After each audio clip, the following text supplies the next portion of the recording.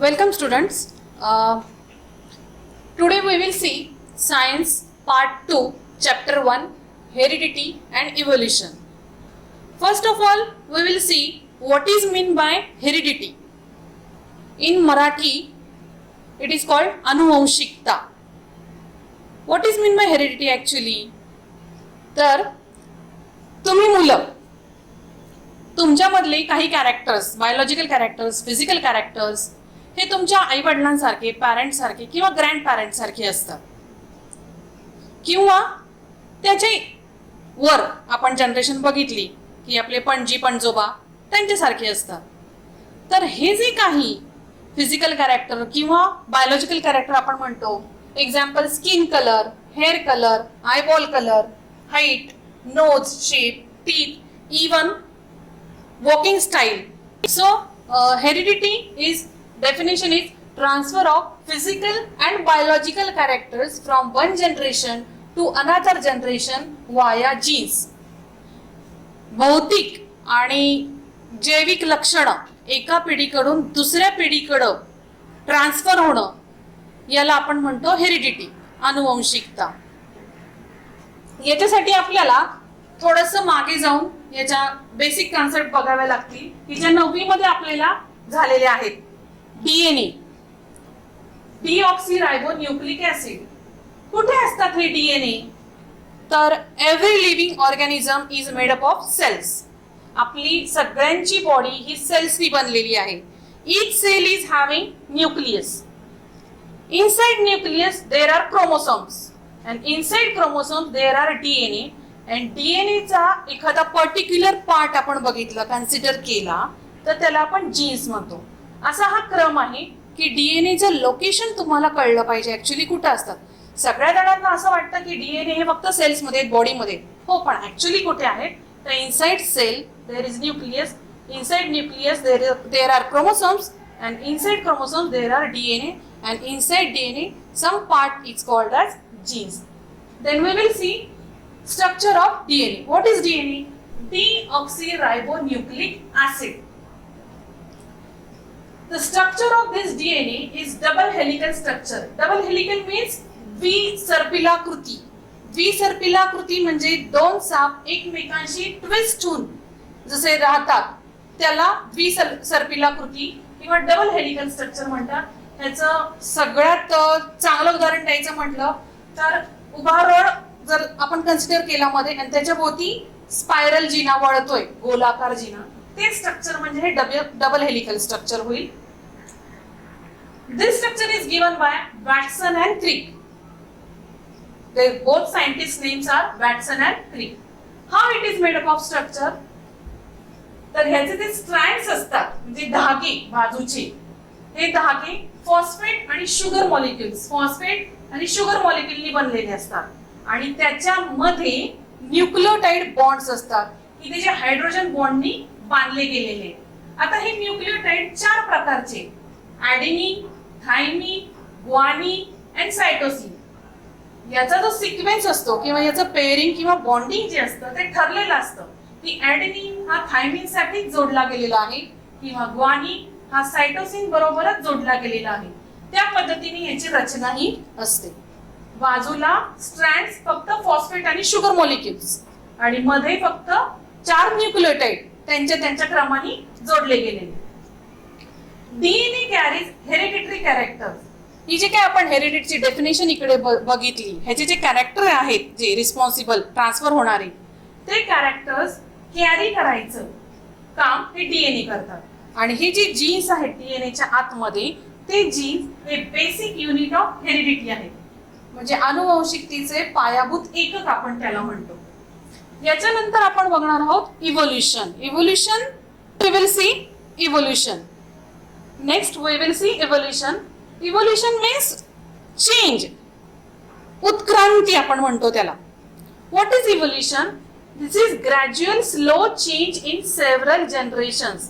पिढ्यानपिढ्या क्रमागत होणारे बदल वैशिष्ट्यांमध्ये. त्याप्रमाणे ऑर्गॅनिझम्स, लिव्हिंग ऑर्गॅनिझम्स स्वतःमध्ये बदल करून घेतात आणि ती लक्षणं, ते कॅरेक्टर्स पुढच्या जनरेशन मध्ये ट्रान्समिट होत राहतात. असं करत करत करत ऍडव्हान्स चा प्रगत माणूस तयार झालाय. प्रगतशील प्राणी तयार झालेत आणि लिव्हिंग ऑर्गॅनिझमच एकंदर याच्यामध्ये प्रगती झाली आणि इव्होल्युशनमुळे आजचा सर्वात बुद्धिमान प्राणी म्हणजे आपण मानव पृथ्वीवरचा तयार झाला. Next we will see some scientist and their work in this field of evolution and heredity. Which scientists made their contribution? First is Mendel. All of you know that Mendel is the great pioneer of modern genetics. He had done some experiments with that our pea plant. Pea plant, त्या वाटाण्याच्या झाडावर त्यांनी काही scientific प्रयोग केले आणि त्याच्यावरून जेनेटिक्सचे काही नियम आणि सिद्धांत मांडले. Next is Hugo de Vries. यांनी काय केलं, म्युटेशनल थिअरी मांडली, त्याचा सिद्धांत मांडला. Next is Walter and Sutton.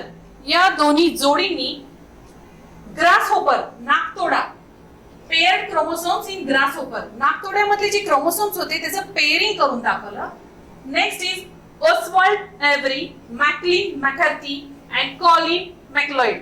या तिघांनी काय केलं, असं सिद्ध केलं, असं मांडलं की living organisms have DNA except viruses.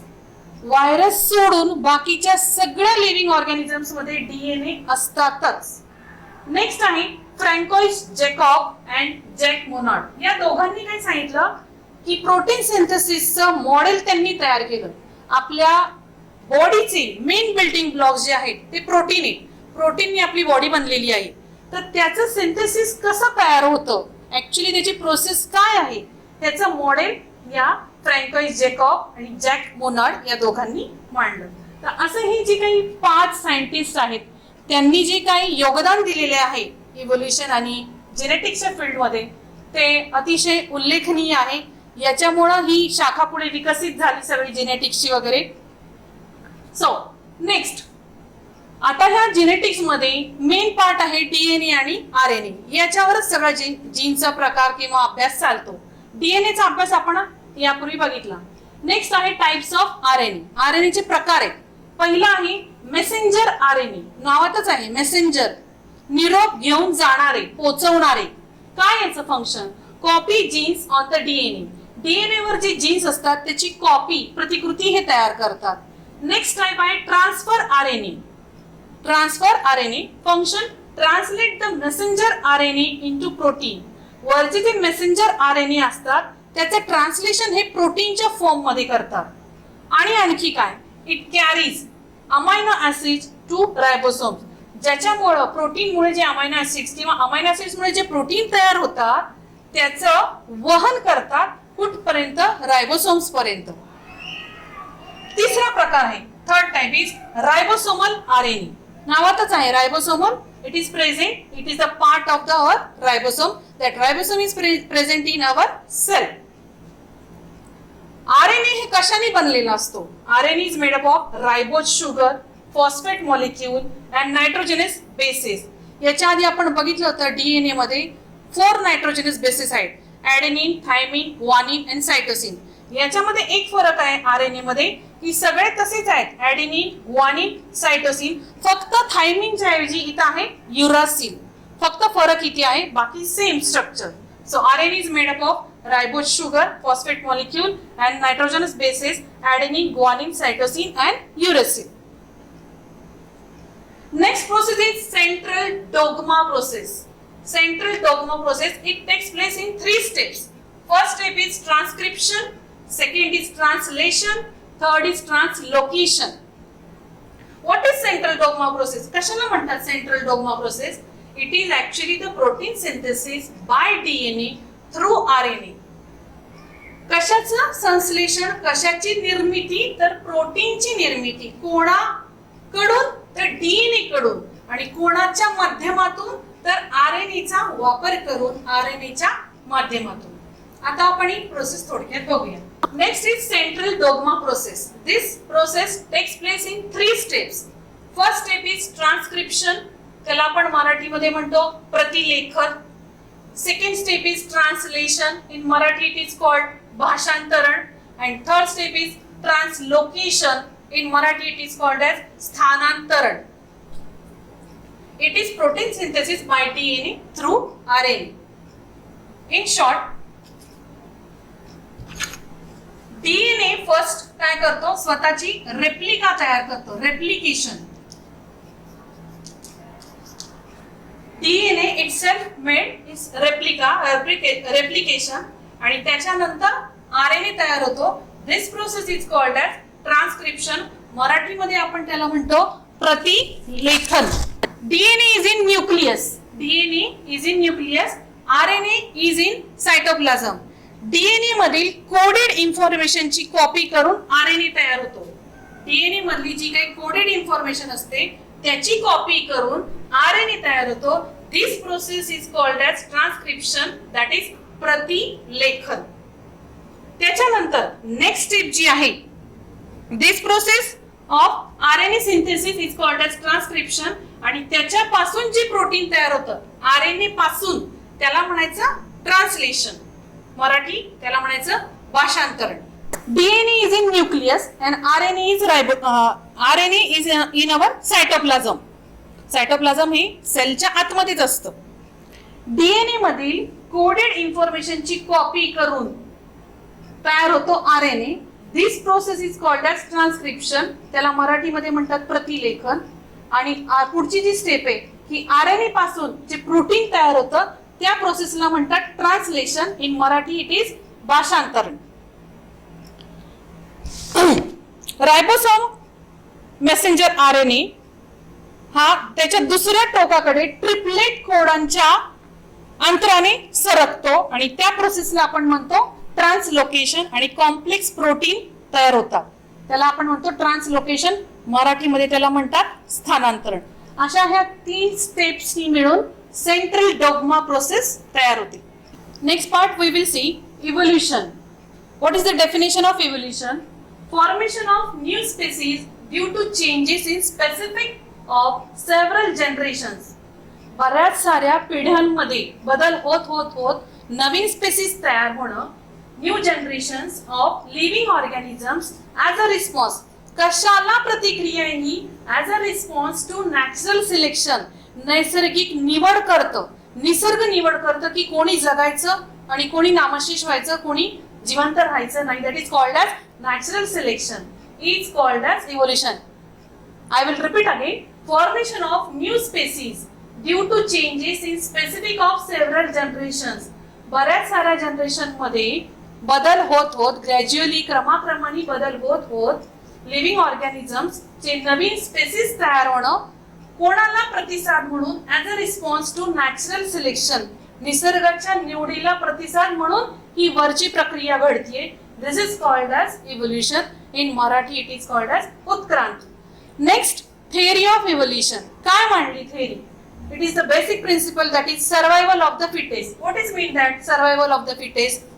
Those organisms who change their lifestyle or who change themselves according to their changing surrounding, that are able to survive, that are able to live.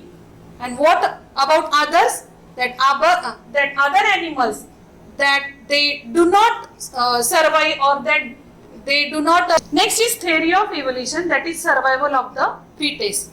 The organisms which cannot adjust with changing surrounding are not able to survive and they died. जे स्वतः जगू शकले नाहीत सभोवतालच्या परिस्थितीशी, बदलत्या परिस्थितीबरोबर जुळून घेतलं नाही ज्यांनी, ते डाईड, ते मेले. आणि ज्यांनी झगडा केला बदलत्या परिस्थितीबरोबर ते सर्वाइव्ह झाले आणि मग त्यांच्या पिढ्या पुढं वाढत गेल्या. That is called as the survival of the fittest. That is the theory of evolution. उत्क्रांतीची प्रक्रिया ही या प्रिन्सिपलवर आधारलेली आहे. आता ही थिअरी काय सांगते? थिअरी ऑफ इव्होल्यूशन कसं सजीव जीवन अस्तित्वात कसं आलं पृथ्वीवर? फर्स्ट ऑफ ऑल, ओशन मध्ये लिव्हिंग मॅटर तयार झालं, समुद्रामध्ये. त्या लिव्हिंग मॅटर मध्ये थोडेफार बदल होत होत काही लाखो वर्षांमध्ये युनिसेल्युलर ऑर्गॅनिझम्स तयार झाले. युनिसेल्युलर ऑर्गॅनिझम्स मध्ये सिक्वेन्शियल चेंजेस होत होत लार्जर कॉम्प्लेक्स ऑर्गॅनिझम, क्लिष्ट ज्यांची शरीर रचना आहे गुंतागुंतीची, असे higher develop larger complex organisms तयार झाले आणि त्याच्यामध्ये पुन्हा बदल होत होत आजचा मानव निर्मिती झाली. या सगळ्या प्रोसेसला किती काळ लागला तर 300 करोड इयर्स, 300 कोटी वर्ष ही सगळ्या प्रक्रियेने इथे घेतलेली आहेत. याच्यावरूनच आपल्याला कळतं की इव्होल्युशन ही प्रक्रिया खूप स्लो आहे. Gradual changes in several generations आहे. त्यामुळे ह्याचा बदल बघायला थोडा काळ लोटावा लागतो. नेक्स्ट, आता हे जे आपण म्हणतोय की इव्होल्युशन क्रमागत बदल आहे, काही ठराविक पिढ्यांमध्ये, जनरेशन्स मध्ये, आणि एवढी कोटी वर्ष लागली. मग ह्याला पुरावे काय? मग तर ह्याचे पुरावे 6 पुरावे आहेत. एव्हिडन्सेस ऑफ इव्होल्युशन, की खरंच उत्क्रांती झाली हे सिद्ध करण्याचे पुरावे. First evidence is morphological evidences. तुमच्या टेक्स्टबुक मध्ये चित्र दाखवली आहेत. डॉग, शीप आणि फॉक्सचे डोक्याचे भाग दाखवले आणि तुम्हाला विचारले की सिमिलरिटी काय आहे त्याच्यामध्ये. तर त्याच्यामध्ये सिमिलरिटी अशी आहे की त्यांचं हेड स्ट्रक्चर म्हणजे नोजचा शेप, कान, इयर्स आणि माउथ वगैरे याच्यामध्ये सिमिलरिटीज आहेत. The structure of mouth and position of eyes, structure of nostrils म्हणजे नाकाची छिद्र, इयर पिना म्हणजे कानाच्या पाळ्या, कान ज्यांचे या लिव्हिंग ऑर्गॅनिझमचे ते दाखवले, and thickly distributed hairs on body are seen, त्यांच्या अंगावर लव असते. हे सगळे यांच्यामध्ये काय सिमिलरिटीज आहेत या 3 याच्यामध्ये. त्याच्या खालोखाल तुम्हाला काही वनस्पतींची, प्लांट्सची चित्र दाखवलेली आहेत. त्याच्यामध्ये टाईप सेम आहे की देठ त्यांचे सेम आहेत, पानांचा प्रकार सेम आहे. That is called their similarity. याच्यावरून तुम्हाला असं सांगता येतं की यांचे ओरिजिन, डॉग, शीप, फॉक्स किंवा ते जे काही प्लांट दाखवलेत त्या चित्रामध्ये, त्यांचे ओरिजिन म्हणजे खूप मागे जाऊन त्यांचे अँसेस्टर जर बघितले तर ते कुठेतरी कॉमन आहेत. म्हणजे हे इव्होल्युशनची जी काही थिअरी मांडली आहे त्याच्या पुराव्यार्थ हे पुष्टी आहे त्याला. Next evidence is anatomical evidence. याच्यासाठी तुम्हाला तुमच्या पुस्तकामध्ये चित्र दिलेली आहेत. ह्युमन हँड, मानवी हात. नेक्स्ट इज कॅट्स फोरलेग, मांजरीचा पुढचा पाय. देन पेटेजियम ऑफ बॅट म्हणजे वटवाघळाचा पंख. नेक्स्ट उदाहरण त्याच्यामध्ये फ्लिपर ऑफ वेल, देव माशाचा पर. आता याच्यामध्ये तसं बघायला गेलं, त्या चित्रांमध्ये बघितलं तर सिमिलरिटी काहीच दिसत नाहीये. पण त्यांचं जे बोनी स्ट्रक्चर आहे आणि जॉईंट्स जिथे आहेत हाडांचे त्याच्यामध्ये सिमिलरिटी आहे. त्याच्यावरून आपल्याला हे कळतं की similarity in structure of bones and bony joints in organs of animals indicates that animals may have common origin or common ancestors. हे जे काही मानव, नंतर मांजर, नंतर बॅट म्हणजे वटवाघूळ आणि व्हेल म्हणजे देवमासा, यांचे अँसेस्टर्स खूप मागच्या पिढ्या जर क्रॉस करून बघितलं तर ते कुठेतरी कॉमन आहेत. एकच आहेत असं म्हणता येत नाही इव्होल्युशन थेअरीमध्ये की यांचे अँसेस्टर कॉमन आहेत. Next evidence is vestigial organs. It is actually degenerated organs or that organs which are become useless in during course of time. काही काळाच्या ओघामध्ये त्या अवयवाचा वापर कमी होत जातो आणि तो अवयव थोडक्यात नाहीसा होतो त्या ऑर्गॅनिझमच्या बॉडीवरून. याचे एक्झाम्पल आहे अपेंडिक्स. आपल्या आतड्यामध्ये इंटेस्टाईनला अपेंडिक्स नावाचा छोटासा पार्ट असतो. Next is coccyx or that is called as tailbone. आपला पाठीचा जो मणका आहे त्याचं शेवटचं हाड, that is called as coccyx. Next is wisdom teeth, अक्कलदाढ. इयर मसल्स, कानाच्या पाळ्यावरचे जे मसल्स असतात स्नायू ते. आणि बॉडी हेअर्स, अंगावरची लव.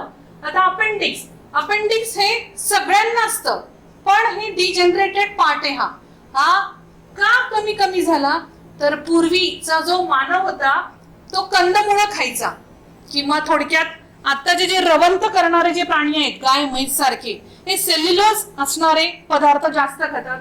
तर cellulose, in order to digest cellulose this appendix is more important. पण आपण आता शिजवलेलं अन्न खातो, शिजवलेल्या अन्नामध्ये सेल्युलोजचा पार्ट फार कमी असतो, म्हणून या भागाचा वापर कमी झाला आणि हा भाग हळूहळू डिजनरेट झाला. Coccyx, tailbone. आपण मानव हे एप्स पासून तयार झालेले आहोत त्याची इव्होल्युशन ची थेअरी सांगते. तर एप्सला पूर्वी काय म्हणतात, शेपूट होती. माकडाला शेपूट होती झाडावर टांगण्यासाठी, स्वतःला अडकून घेण्यासाठी. पण हळूहळू काळाच्या ओघात त्याचा वापर कमी झाला कारण मानवामध्ये प्रगती, इव्होल्युशन, उत्क्रांती होत गेली. सगळ्या त्याचा शोध लागत गेला आणि मग ते टेलबोन हळूहळू आपलं कमी कमी होत झालं आणि फक्त त्याचा भाग म्हणून तेवढंच एक शेवटचं हाड आपलं शिल्लक आहे. विजडम टीथचं पण तसंच आहे, इयर मसलचं पण तसंच आहे आणि body hairs. So these are called as vestigial organs. They are called as actually degenerated organs. Next is paleontological evidences. Paleontological म्हणजे काय? त्याला फॉसिल्स म्हणतो आपण. फॉसिल्स म्हणजे काय? जीवाश्म. काळाच्या ओघामध्ये जेव्हा जेव्हा वनस्पती आणि प्राणी मरतात किंवा काही नॅचरल डिझास्टर होतात, पूर, भूकंप, ज्वालामुखी यासारखे, त्यावेळेस प्राणी वनस्पती गाडले जातात खाली आणि त्याच्यावर थरावर थर साठत जातात, दगडाचे, मातीचे, खडकाचे.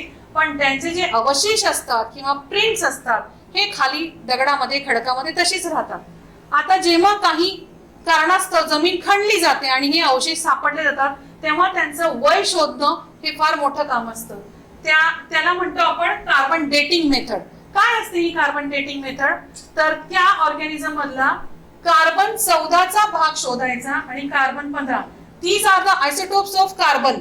कार्बनचे आयसोटोप्स आहेत आणि त्यांचा भागाकार करून आपण त्याच्यावर to find the age of fossils. Fossils आपण वयमापन आपण करू शकतो. आणि this method is introduced by scientist Willard Libby. Willard Libby नावाचा जो सायंटिस्ट होता त्यांनी ही कार्बन डेटिंगची मेथड शोधून काढली. त्याच्यासाठी त्याला 1960 मध्ये नोबेल प्राइज मिळालं. तर अशा पद्धतीने फॉसिल्सचं वयमापन हे या पॅलेओन्टॉलॉजिकल एव्हिडन्सेसच्या अंडर येतं. नेक्स्ट एव्हिडन्स आहे कनेक्टिंग लिंक्स. कनेक्टिंग लिंक्स म्हणजे असे organisms that shows characters which are related to to other different groups. स्वतः तो ऑर्गॅनिझम, स्वतः तो प्राणी आहे, त्याच्यामध्ये जे कॅरेक्टर आहेत ते अजून 2 ग्रुपशी तो रिलेट करतो किंवा त्यांच्याशी साधर्म्य दाखवतो. याचे एक्झाम्पल एक आहे तुमच्या पुस्तकात दिलेलं पेरिपेटस. पेरिपेटस हा ऑर्गॅनिझम, हा एनिमल आर्थ्रोपोडा सारखी सुद्धा लक्षणं दाखवतो आणि ॲनिलिडा सारखी सुद्धा लक्षणं दाखवतो. ॲनिलिडा म्हणजे तुम्ही तुमच्या डोळ्यासमोर अर्थवर्म आणलं की त्याचं बॉडी कशी सेगमेंटेड आहे तशी याची पण आहे. आर्थ्रोपोडामध्ये 6 पाय वगैरे असतात, त्याचे संधिपात शरीर असतं. ते कॅरेक्टर्स याच्यामध्ये आपल्याला पेरिपेटस मध्ये दिसतं. जॉइंटेड अपेंडेजेस हे याचं कॅरेक्टर आहे आर्थ्रोपोडाचं, ते याच्यामध्ये दिसतं. सेकंड एक्झाम्पल आहे डकबिल प्लॅटिपस. हे कोणत्या 2 ग्रुपशी कॅरेक्टर सिमिलर दाखवतं? तर मॅमल्स, सस्तन प्राणी आपल्यासारखे, आणि दुसरा ग्रुप आहे रेप्टाइल्स म्हणजे जे सरीसृप प्राणी आहेत ते. या दोघांचे कॅरेक्टर्स याच्यामध्ये दिसतात. म्हणून Peripatus is the connecting link between Annelida and Arthropoda and duckbill platypus is the connecting link between mammals and reptiles. Last evidence is embryological evidences. तुमच्या पुस्तकामध्ये पेज नंबर 7 वर 1.10 मध्ये बऱ्याच साऱ्या प्राण्यांचे एम्ब्रियोचे स्टेजेस दाखवले आहेत. त्याच्यातनं आपल्याला काय कळतं की there are the similarities in the initial stages. प्राथमिक अवस्थेमध्ये जे एम्ब्रियोज दाखवलेत त्या सगळ्यांमध्ये सिमिलॅरिटी आहे, which indicate the common origin of all these animals. कोणते कोणते animals दाखवले तुम्हाला? Fish, salamander, tortoise, chicken, pig, cow, rabbit and man. या सगळ्यांचे एम्ब्रियोचे जे इनिशियल स्टेजेस आहेत ते सगळ्यांमध्ये भरपूर चांगल्या प्रमाणात सिमिलॅरिटी आहे. That indicates the common origin of all these animals. या सगळ्या एनिमलचे ओरिजिन हे कुठेतरी वर कॉमन आहेत. हे एव्हिडन्स हा क्लिअर करतो एम्ब्रियोलॉजिकल. तर असे हे 6 एव्हिडन्स आपण इथे सादर केले की जे कशाची पुष्टी करतायत की इव्होल्युशन, उत्क्रांती ही हजारो, करोडो, लाखो वर्षांमध्ये होत होत हळूहळू होत गेली आहे. Next we will see Darwin's theory of natural selection. All organisms compete with each other to live life. स्वतःचं जीवन चांगलं जगण्यासाठी प्रत्येक प्राणी हा एकमेकांची स्पर्धा करत असतो आणि ती स्पर्धा एवढी जीवघेणी असते की त्याच्यामध्ये जीवही जातात. Only those sustain which shows modifications essential for winning competition. स्वतःमध्ये जे बदल घडून आणतात की ती स्पर्धा मला जिंकायची का तर मला जगायचे, म्हणून त्यांच्यामध्ये स्वतःमध्ये जे बदल घडून आणतात तेच जगण्यासाठी लायक ठरतात किंवा ते जगतात, तग धरतात. Bye natural selection selected organisms perform reproduction. आणि अशा पद्धतीने जे जगडा करतात ते जगतात. आणि शिवाय दुसरा लॉ आहे निसर्ग निवडीचा, नॅचरल सिलेक्शनचा, की नेचर त्यांचं सिलेक्शन करतो आणि तेच ऑर्गॅनिझम्स पुढे त्यांची पिढी वाढवण्याला सक्षम असतात. This is called as Darwin's theory of natural selection. It is widely accepted. पण याच्यामध्ये पण काही त्रुटी राहिल्या, लिमिटेशन्स राहिले. 3 मुद्दे याला एक्सप्लेन करता आले नाहीत. First is natural selection is not the only factor responsible for evolution. त्याने जो मांडला होता की नॅचरल सिलेक्शन द्वारे सिलेक्शन होतं ऑर्गॅनिझमचं, की कोण जगायला लायक आहे कोण नाही, फक्त तेवढंच फॅक्टर रिस्पॉन्सिबल नाही. आणि दुसरा मुद्दा त्याला जो एक्सप्लेन करता आला नाही, Darwin did not mention any explanation about useful and useless modifications. जे काही उपयोगी आणि निरुपयोगी रूपांतर झाली ती त्याला एक्सप्लेन करता आली नाहीत. तिसरा मुद्दा, there is no explanation about slow changes and abrupt changes. Suddenly जे काही चेंजेस झाले प्राण्यांमध्ये, ऑर्गॅनिझम्स मध्ये, ते त्याला एक्सप्लेन करता आले नाहीत. नेक्स्ट आहे लॅमार्किझम. जीन बॅप्टिस्ट लॅमार्क हा नावाचा जो सायंटिस्ट होता त्यांनी हे प्रिन्सिपल मांडलं, लॅमार्किझम. काय हे प्रिन्सिपल, कशाशी रिलेटेड आहे? यूज और डिसयूज ऑफ ऑर्गन्स. शरीराचा, बॉडीचा एखादा अवयव खूप यूज करणं, तो डेव्हलप करणं, किंवा अजिबातच यूज न करता त्याचा नाश होणं, हे दोन्ही तत्वांमध्ये लॅमार्किझम मांडलेलं आहे. याचं दुसरं नाव आहे theory of inheritance of acquired characters. Acquired characters म्हणजे जे आपण प्राप्त केलेले अशी कौशल्य दृष्टीत जे कॅरेक्टर्स, वैशिष्ट्य आहेत की जे आपण प्रयत्नपूर्वक प्राप्त केलेली आहेत आणि ती इनहेरिट झालीत म्हणजे पुढच्या पिढीत ती ट्रान्समिट झाली. This is called as theory of inheritance of acquired characters. याचा थोडक्यात असं सांगता येईल, morphological changes occurs in organisms are responsible for evolution. म्हणजे त्यांची उत्क्रांती होण्यासाठी, इव्होल्युशन होण्यासाठी जे काही त्यांच्यामध्ये शरीरशास्त्रविषयक जे चेंजेस घडून आले ते याला कारणीभूत आहे, या उत्क्रांतीला. याचे 2 त्यांनी रिझन्स मांडले लॅमार्कनी, जीन बॅप्टिस्ट लॅमार्कनी, की याचा एक रिझन असेल खूप ऍक्टिव्हनेस. एखादा प्राणी, एखादा ऑर्गॅनिझम खूप ऍक्टिव्ह असेल, त्याचं काही पर्टिक्युलर त्याचे ऑर्गन्स खूप ऍक्टिव्ह असतील, किंवा दुसरं कारण आहे लेझीनेस. याचे 2 एक्झाम्पल्स तुम्हाला पुस्तकात दिलेले आहेत. Neck of giraffe. जिराफाची नेक तुमच्या पुस्तकात आकृतीत दाखवली की जिराफाला वर मान करून करून उंच झाडाचा पाला खायची सवय असते. The neck of giraffe is too long due to browsing on leaves of tall plant. उंच वनस्पतींची पानं खाता खाता त्याची जिराफाची मान उंच उंच लांब होत गेली. This is called as theory of inheritance of acquired character. जिराफानी हे स्वतः प्राप्त केलं character. Second example is wings of birds like ostrich, emu have become weak due to no use. Ostrich आणि emu पक्षाचे जे पंख आहेत ते सुरुवातीला होते, पण त्यांनी ते अजिबातच वापरले नाहीत काळाच्या ओघात, त्यामुळे ते नंतर वीक होत गेले. आणि तिसरे एक्झाम्पल आहे legs of birds like swan, duck, हंस आणि बदक यांचे जे पाय आहेत ते काय झाले, become useful for swimming due to living in water.